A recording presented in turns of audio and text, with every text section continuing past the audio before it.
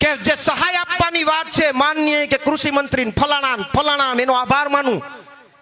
સહાય કે સરકારે આ વખતે જે નુકસાની થઈની સહાય આપી છે બધાને 15 દિવસમાં સહાય પૂગી ગઈ છે.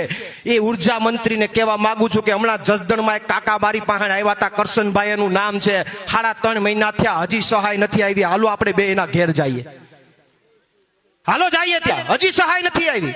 બીજું એમણે એવું કીધું ઉર્જા મંત્રીએ કે અમરેલીમાં, મનોજભાઈ એવી વાત કરી એને કે અમરેલીમાં છેલ્લા 30 વર્ષથી આ રીતે ડાયરેક્ટ કે સહાય આવી હોય એવું કોઈ દી બન્યું જ નથી. અરે ભલામણા, તો તમે તમારી પોલ ખોલો. ઈ એમ કહે છે 30 વર્ષથી કોઈ દી મળી જ નથી, તો 30 વર્ષ સુધી તમારું જ શાસન છે.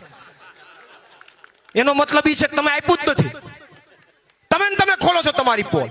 પછી એને એવી વાત કરી કે આ વખતે સર્વે બર્વે કાંઈ નથી કર્યો હોય, કે બધાને આપી દીધું, કે સર્વે બર્વે કાંઈ નહીં, કે બધા ખેડૂતોને પૂછ્યું આવી ગયા, સર્વે બર્વે કાંઈ નહીં.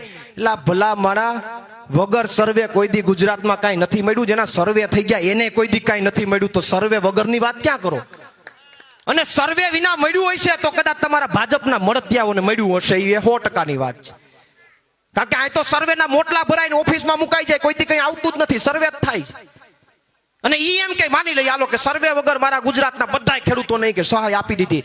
50 લાખ ખેડૂત ખાતેદાર ગુજરાતના માનીએ ને તો એને 10,000 કરોડનું બજેટ જાહેર કર્યું. તો એક ખેડૂત ખાતેદારના ભાગમાં 20,000 આવ્યા તમારા બધાયના એકના 20,000 એક ખેડૂત ખાતેદારના ભાગમાં આવ્યા 20,000 બધાયના નથી આવ્યા ને.